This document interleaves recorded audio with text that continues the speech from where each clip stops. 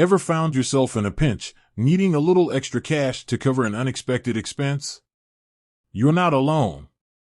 We've all been there.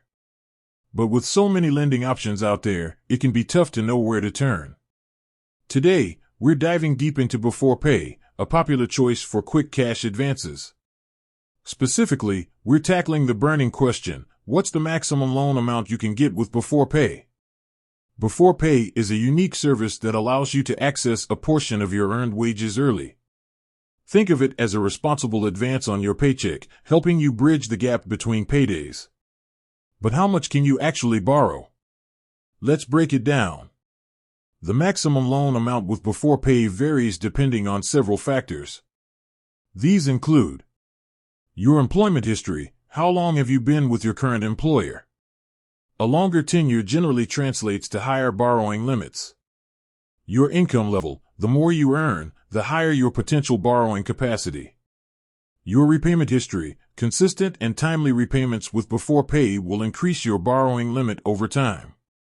Your employer's participation. Beforepay's availability and loan limits can differ based on your employer's specific agreement with the platform. It's crucial to remember that Beforepay is not a payday loan. It's designed to be a responsible financial tool for covering unexpected expenses like car repairs, medical bills, or even a last-minute vacation. Unlike traditional payday loans, Beforepay typically has lower interest rates and shorter repayment terms, making it a more affordable option for many. So, how do you find out your personalized loan limit? It's usually a straightforward process. Check the Beforepay app or website. Most platforms provide a clear indication of your available borrowing limit within your account.